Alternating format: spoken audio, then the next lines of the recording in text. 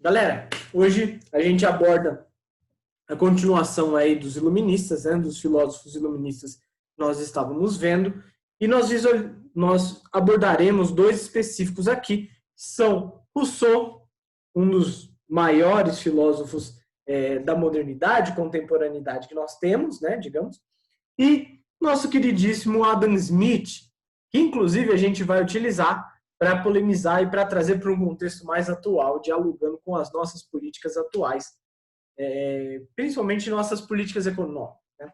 Bem, iniciando a aula de hoje, a gente começa aí falando um pouquinho sobre nosso queridíssimo Rousseau, que é pertencente dessa corrente filosófica dos iluministas, né? Exatamente pelas suas grandes críticas ao antigo regime. Lembrando que o iluminismo é um movimento filosófico, uma corrente filosófica, que busca exatamente questionar a ordem vigente, questionar, portanto, o antigo regime, as bases do absolutismo monárquico. Né? Nós vimos, entre outros, por exemplo, na aula passada nós vimos John Locke, na aula passada nós vimos Voltaire, que são outros desses filósofos que dão esse embasamento crítico ao iluminismo. Né? Bem, aqui especificamente nós falamos de Rousseau, que é também conhecido como uma personificação da filosofia continental europeia na época. Por que ele era conhecido como uma personificação da filosofia europeia?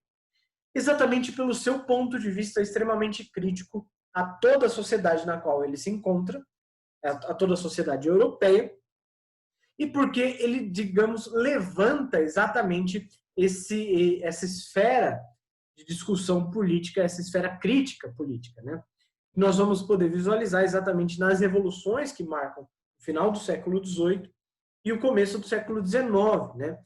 Revoluções essas que dão um maior poder à burguesia, né? Rousseau, assim como todos os outros, então, financiados por essa burguesia. Bem, as suas principais obras são o Discurso sobre as Ciências e as Artes, de 1750, o Discurso sobre a Origem e os Fundamentos da Desigualdade entre os Homens, livro interessantíssimo aí, que aborda exatamente a desigualdade e a propriedade privada, e o Discurso sobre a Economia Política, também de 1755, em que ele vai dialogar exatamente em relação às estruturas econômicas e políticas da nossa sociedade. Né? E, por último, o mais conhecido, de 1762, o nosso querido Contrato Social, que coloca Jean-Jacques Rousseau na esfera dos grandes filósofos contratualistas. Filósofos contratualistas esse, se juntando ao que nós já trabalhamos de Thomas Hobbes, John Locke, Rousseau e futuramente o Edmund Burke, né, que a gente vai estudar ainda, eu acredito, daqui a um tempo. Bem, em relação a isso, então, nós já podemos visualizar que Rousseau ele vai ter esse embasamento, essa ideia de contrato social, de que os seres humanos, portanto, criam, digamos, esferas, criam contatos na relação um com os outros, dentro de uma esfera social, digamos, colocando em prática e definindo a moral e a ética de determinado período histórico, moral e a ética de determinada civilização e sociedade. Bem, dando início à abordagem filosófica de Rousseau, nós visualizamos que a grande maioria do seu estudo gira em torno da área da filosofia política e a crítica a essa filosofia política. Né? A sua abordagem é exatamente uma abordagem contratualista, influenciada da teoria de contrato social, criada por Thomas Hobbes e aperfeiçoada por John Locke. Né? Então, essa teoria de contrato social, ela é exatamente aquela teoria que nós já abordamos aqui nas aulas de filosofia anteriormente, principalmente quando nós falamos de Thomas Hobbes, quando nós falamos que ele diz que o homem é o lobo do homem e que o homem, portanto, está, digamos, em constante ameaça por si mesmo e pela sua própria natureza e que, portanto, ele deve criar, digamos, regras, deve criar conjunto de leis exatamente para impedir os comportamentos desviantes desses seres humanos. Bem, Rousseau, nós dissemos que ele é também um contratualista.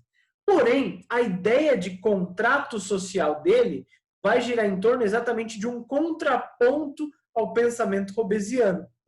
Então, ele vai contrapor a ideia em relação ao estado natural do ser humano. Digamos, conhecido, um discurso conhecido como um contra-iluminismo, né? Porque ele vai também ir contra exatamente as bases defendidas pelos iluministas. Ele vai, portanto, criticar essa ideia de natureza humana, de natureza ruim, de natureza, digamos, maldosa, né, malvada.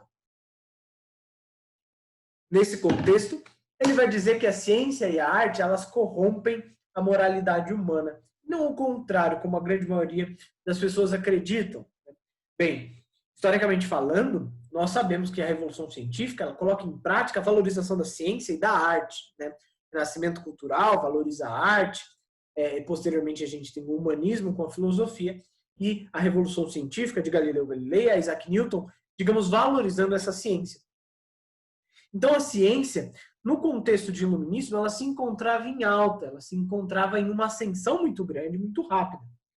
Nesse período histórico, a ciência ela vai ser vista, portanto, como meio para o desenvolvimento humano, para o progresso humano. Bem, Rousseau ele vai olhar para a ciência de um ponto de vista diferente. Ele vai dizer que a ciência ela corrompe a moralidade humana. Por que a ciência corrompe a naturalidade humana, a moralidade humana? Bem, porque segundo ele, o ser humano ele é inocente, ele é feliz, ele é independente, ele é naturalmente inocente, naturalmente feliz. E bem, segundo Thomas Hobbes, a natureza humana é selvagem, é egoísta, é injusta. Então, nós visualizamos nessa ideia de contrato social, nessa ideia de natureza humana, o Rousseau defendendo um ponto de vista diferente, de que o homem, ele é naturalmente bondoso, ele é naturalmente feliz, virtuoso. E a ciência e a civilização, em conjunto com a ciência, uma vez que a civilização e que a sociedade ela valoriza essa ciência e ela progride de acordo com a ciência, portanto, ela vai exatamente corromper a moralidade humana ao longo do tempo. E a gente vai aprofundar nisso. Bem, para a gente entender essa ideia que Rousseau quer nos passar, eu trouxe para vocês esse mapa conceitual. Né? Bem, Rousseau vai dizer que o homem, no estado de natureza, ele é fundamentalmente bom. Quando a ideia de propriedade privada se desenvolveu, a sociedade teve de criar um sistema para protegê-la. Proteger a propriedade privada. Certo? Esse sistema evoluiu como leis impostas por proprietários sobre aqueles que não tinham propriedade. Essas leis vinculam as pessoas de forma injusta. Ou seja, o homem nasce livre e por toda parte encontra-se acorrentado. Inclusive, pessoal, essa frase de o homem nasce livre e por toda parte encontra-se acorrentado vai ser base dos revolucionários jacobinos para a Revolução Francesa. Mesmo que o nosso querido Rousseau tenha morrido 11 anos antes dessa revolução ter deflagrado, ele foi, assim como Voltaire, um importantíssimo nome e uma importantíssima base do pensamento intelectual para os revolucionários franceses, que buscam, digamos,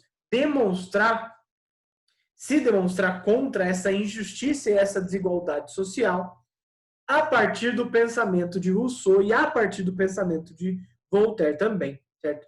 Bem, segundo Rousseau, portanto, nessa ideia de homem natural, que nós temos de um homem bondoso, e da sociedade que o corrompe, tornando esse homem um homem civilizado, ele vai dizer que, embora naturalmente virtuosa, a humanidade é corrompida pela sociedade, portanto. E nós temos uma passagem da inocência e da liberdade para a injustiça e escravização. E nós podemos ver, por exemplo, na história da humanidade, a partir da ideia de propriedade privada. Uma vez que nós temos essa estruturação e essa existência de propriedade privada criada na Idade Antiga com a ideia, digamos, de Estado, com a ideia de sociedade pertencente a um indivíduo específico, como, por exemplo, nós tínhamos no Egito Antigo, como nós tínhamos em algumas outras civilizações antigas, isso vai começar a ser visto como algo para ser protegido. A ideia de propriedade privada vai ser, portanto, protegida. E para proteger essa ideia de propriedade privada, você necessita de uma esfera que esteja diretamente ligada a essa propriedade, uma esfera social que esteja ligada a essa propriedade. No caso do Estado, isso vai desenvolver ao longo do tempo exatamente essa ideia de escravização e de desigualdade social, porque algumas pessoas vão ter propriedades e outras não. Numa, digamos, abordagem quase que marxista que a gente viu na sociologia, mas que nós podemos dizer aqui que é exatamente o pensamento de Rousseau que vai embasar mais tarde o pensamento de Marx, de um ponto de vista, claro, diferente, e que vai embasar o ponto de vista de Engels e dos marxistas posteriores, que vão defender essa ideia de propriedade privada enquanto causa natural, digamos, causa direta para a desigualdade. Isso nasce do pensamento de Rousseau, portanto. Bem, e nesse mesmo contexto histórico, e com base em Rousseau, nós podemos visualizar o nascimento de uma nova vertente artística, que é o romantismo, baseada exatamente nessa esfera burguesa. Por que eu estou falando aqui de arte, de cultura, de romantismo, relacionada com a filosofia e com o pensamento? Bem, porque o romantismo ele nasce exatamente de um ponto de vista dos seres humanos enquanto seres bondosos, enquanto seres inocentes, dependentes, livres, felizes. Ou seja, a arte e a vertente, digamos, a corrente artística, que é o romantismo, nasce dessa valorização humana bondosa vista no pensamento de Rousseau. Né? Então, é exatamente o intelecto dessa figura filosófica que vai dar origem ao que nós vemos das artes românticas. Né? Isso seja nas artes plásticas, ou seja na literatura, né? E vai ter base exatamente nessa intelectualidade, nessa filosofia de Jean-Jacques Rousseau. Bem, nós temos então a criação de uma concepção de sociedade civil alternativa feita por Rousseau. Rousseau vai propor um governo composto por todos os cidadãos que participariam diretamente na formulação de leis, uma espécie de uma democracia legislativa. As leis proviriam de todos e se aplicariam a todos. Todos seriam, portanto, considerados iguais de um ponto de vista legislativo e judiciário, portanto. Bem, nós temos então a crença de que a liberdade de participar do processo legislativo levaria a uma eliminação da desigualdade e da injustiça e promoveria um sentimento de participação na sociedade, que dá origem ao que nós conhecemos como lema da Revolução Francesa, a liberté, égalité, fraternité, ou liberdade, igualdade e fraternidade. Exatamente que nasce desse pensamento de Rousseau também, com essa ideia de participação popular na formulação de leis, e que a gente vai visualizar como um ápice, que vai atingir o poder, que vai ascender ao poder durante o governo jacobino. E não é lá aqueles governos, digamos, mais bem-sucedidos da história, uma vez que ele dura de 2 anos e meio, 3 anos aí, né, de 1792 a 1794, e acaba com 20 mil pessoas sendo decapitadas em praças públicas, né, guilhotinadas em praças públicas. Mas, de qualquer maneira, nós podemos visualizar que esse pensamento de Jean-Jacques Rousseau e dessa sociedade alternativa com a participação de todos os cidadãos diretamente na formulação de leis, ela embasa a nossa sociedade atual contemporânea e a nossa abordagem econômica e política atual, com a participação social de grande parte da população, com a luta histórica, digamos, dos últimos 2-3 séculos, pela eliminação da desigualdade social, ainda que isso seja, por muitas vezes, travestido por outras políticas públicas e, sobretudo, por outras políticas não públicas, individuais, digamos, né, aristocráticas e oligárquicas, que visam monopolizar o poder e monopolizar os bens materiais. mas ainda assim, nós sabemos que nas últimas 2, 3 décadas, as nossas políticas, elas são voltadas, sobretudo, para a eliminação da desigualdade social, da injustiça social e, sobretudo, também da eliminação da miséria no mundo. Ainda que não ocorra na prática, por muitas vezes, são esses os ideais políticos que nós temos nos últimos 300 anos, digamos, nos últimos 3 séculos, exatamente embasado por esses filósofos iluministas, que vão ser desenvolvidos ao longo, digamos, por outros teóricos, por outros filósofos que a gente está vendo em sociologia, por exemplo, como Foucault, como Bourdieu, como Bauman, como Chomsky, como Gramsci e todos os outros que nós estamos vendo, né? Ou seja, a nossa ciência e a nossa filosofia e sociologia, análise social atual, ela é embasada exatamente nesses filósofos iluministas. Uma vez que esse pensamento, essa transformação do pensamento que ocorre no iluminismo, dá as bases para a formação do pensamento contemporâneo, né? Bem, frente a isso, a toda essa discussão que nós estamos tendo em relação ao pensamento de Rousseau, isso nos traz as suas críticas em relação à educação, né? Ele vai criar o conceito dos males da educação, que nós podemos visualizar em que Rousseau vai crer que a educação é responsável por corromper o estado de natureza e perpetuar os males da sociedade moderna. Nós podemos trazer para uma discussão atual, inclusive, e a gente já vai chegar nela. Vamos primeiro analisar aqui o pensamento de Rousseau. Bem, para ele, a razão, o pensamento racional, a racionalidade humana, ela vai ameaçar a inocência e, sucessivamente, a liberdade e a felicidade. Uma vez que a sociedade civil, como a gente viu, ela que é responsável por impor dentro dos seres humanos uma ideia de moral corrompida. Ou seja, parte daquele pressuposto de Rousseau de que os homens eles são naturalmente bondosos, naturalmente benevolentes, naturalmente inocentes. Ou seja, a sociedade civil e o pensamento racional que cria essa sociedade civil leva a corromper, leva digamos, ao fim da natureza, do estado de natureza humano, criando um estado civil humano, um estado corrompido. Bem, frente a isso, a gente vê a valorização de uma educação guiada pelos sentidos, contrapondo o intelecto, contrapondo o pensamento racional. Então, para Rousseau, a nossa educação ela não deve ser tanta baseada no pensamento racional. Ela deve ser muito mais guiada pelas paixões, pelos sentidos, porque esses sentidos nos levam, sobretudo, à valorização da liberdade intelectual. Por quê? Porque nós vamos buscar, nós vamos desejar, almejar o conhecimento, aquele conhecimento específico. Isso vai fazer com que nós valorizemos também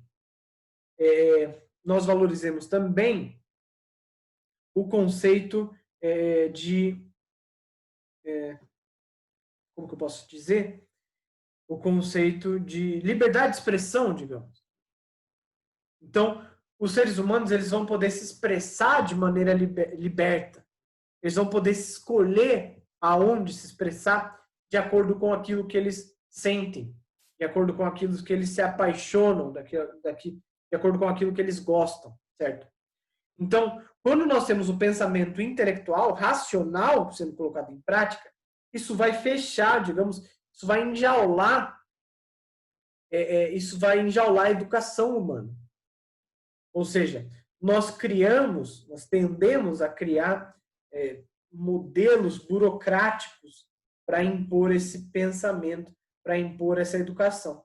E a gente traz isso para o nosso contexto atual. Por exemplo, atualmente nós sabemos que a nossa educação ela é extremamente burocratizada. para você realizar algo em termos educacionais, para você estudar algo, já é tido num senso comum, digamos, num contexto amplo, de que você deve estar, de que você deve aplicar uma série de métodos, né?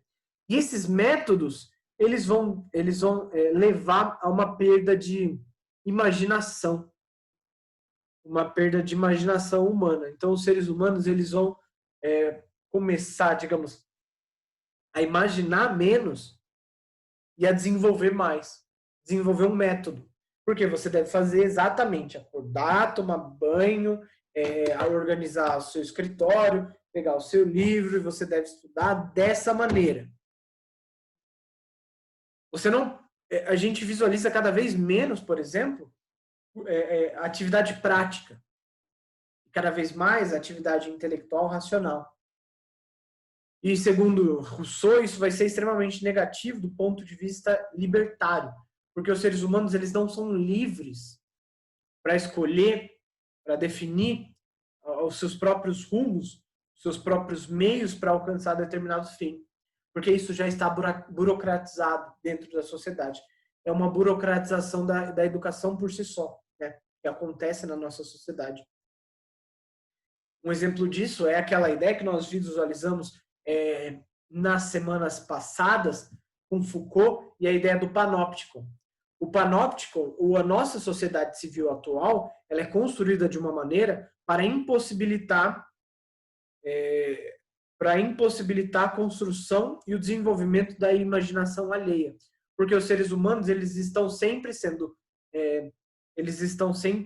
vigiados, estão sempre sendo vistos, e eles devem reproduzir as coisas daquela determinada maneira, tanto no mundo do trabalho, quanto no mundo intelectual, quanto no mundo, qualquer mundo, na realidade, né?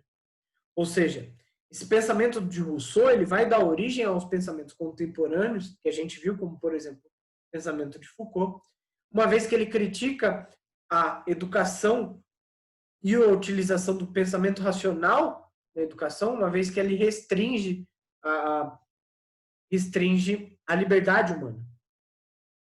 E é, inclusive, essa ideia da educação que vai levar a uma contraposição, a uma indisposição de Rousseau com outros filósofos iluministas, como Voltaire e Hume, que vão criticar abertamente exatamente essa ideia, essa crítica feita por Rousseau, certo? E para a gente finalizar a abordagem do pensamento russoniano, digamos, né, o pensamento filosófico de Rousseau, nós podemos finalizar com essa frase famosíssima dele, em que ele diz que a vontade geral deve emanar de todos para ser aplicada a todos, que é inclusive utilizada no contexto do da passagem do século XVIII para o século XIX, fomentando, alimentando a luta contra a escravização, contra a escravidão, tanto na França, como resultado da luta também, resultado da luta revolucionária, quanto no restante do mundo, né? E das liberdades em geral, das liberdades individuais, das liberdades religiosas. Rousseau é o grande nome, o grande defensor da liberdade que a gente tem em toda a filosofia iluminista, em toda a filosofia. É ele quem vai criticar, por exemplo, o trabalho infantil, o trabalho feminino durante o período de Revolução Industrial. É ele quem vai criticar o desenvolvimento das bases industriais como estavam acontecendo, e é ele que vai criticar a ideia da criança como um mini adulto, né?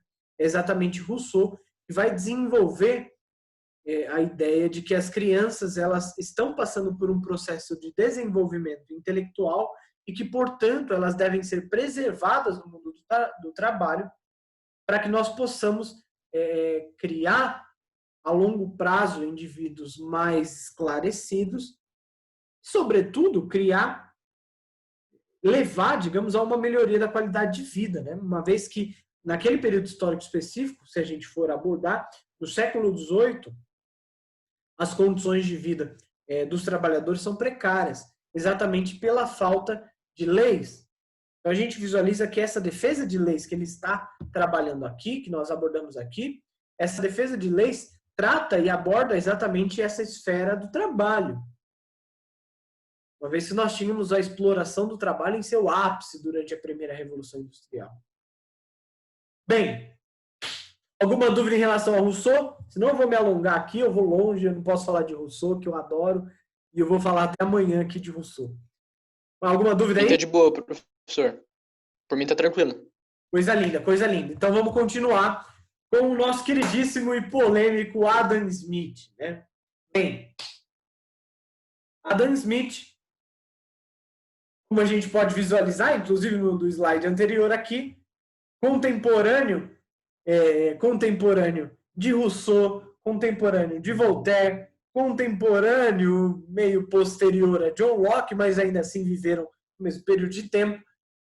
Nosso querido Adam Smith, que por muitas vezes, eu coloquei aí, né, por muitas vezes é considerado o mais importante economista que o mundo inteiro já teve, que o mundo inteiro já conheceu.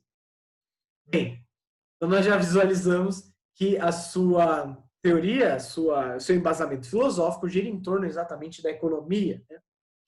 E suas principais obras são a Teoria dos Sentimentos Morais, A Riqueza das Nações e os ensaios sobre temas filosóficos. Então nós visualizamos que ele, digamos, flutua entre moralidade filosófica humana, né? Entre economia política e a riqueza das nações, com a criação do liberalismo econômico nesse livrinho maravilhoso, e os ensaios sobre temas filosóficos aí, que ele aborda diversos pensamentos, diversas estruturas filosóficas desse contexto histórico específico e de outros também, né? Viajando filosoficamente pela história. Bem, a sua área de estudo se trata da filosofia política, com uma abordagem na economia clássica, especificamente falando. Bem, em primeiro ponto, nós podemos abordar a exploração feita por Adam Smith dos conceitos de barganha e interesse próprio. Em segundo ponto, nós visualizamos que ele tem uma abordagem empírica. Então, ele é um dos filósofos empiristas que nós abordamos aí, né? Uma teoria baseada na observação social. Uma vez que, para criar toda a sua teoria, tanto filosófica quanto social, econômica, o Adam Smith ele vai partir exatamente da observação social. Ele vai observar diretamente aqueles escoceses no seu período, no seu contexto mundano, histórico, específico, e ele vai aplicar essa sua observação, digamos, à sua leitura social específica. Bem, segundo ele, os seres humanos eles se relacionam a partir do interesse próprio num conceito que nós conhecemos como barganha, certo? Ou seja, as relações humanas elas vão girar em torno exatamente dessa barganha. Os indivíduos, segundo Adam Smith, eles vão se relacionar buscando atingir, buscando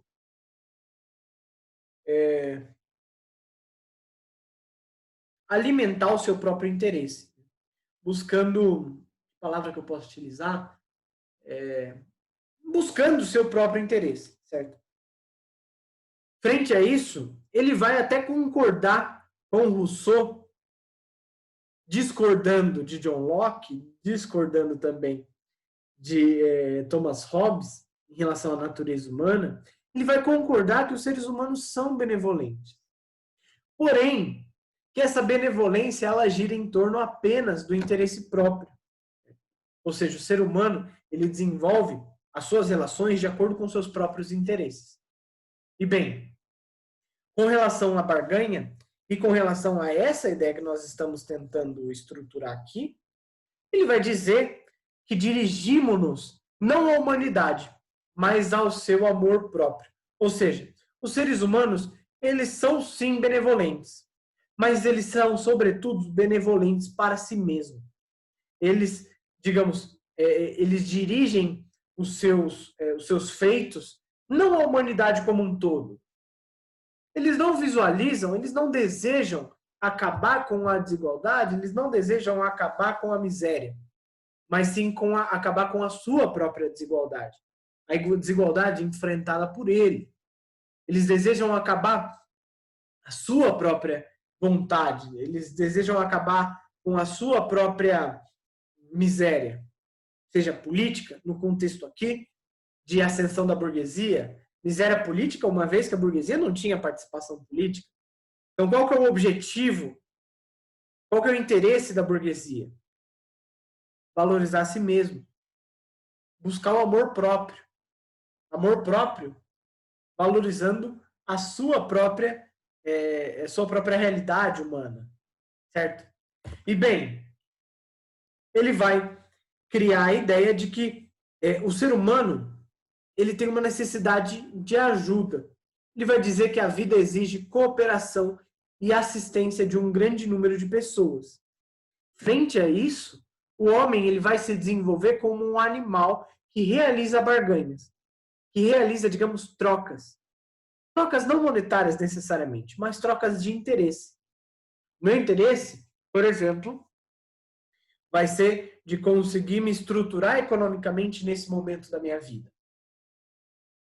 O interesse do Ricardo é o mesmo que o meu ao longo do tempo, mas para isso, em primeiro ponto, ele precisa ter um conhecimento filosófico, por exemplo, para que ele possa passar na prova do Barro Branco e, posteriormente, alcançar uma vida econômica estável.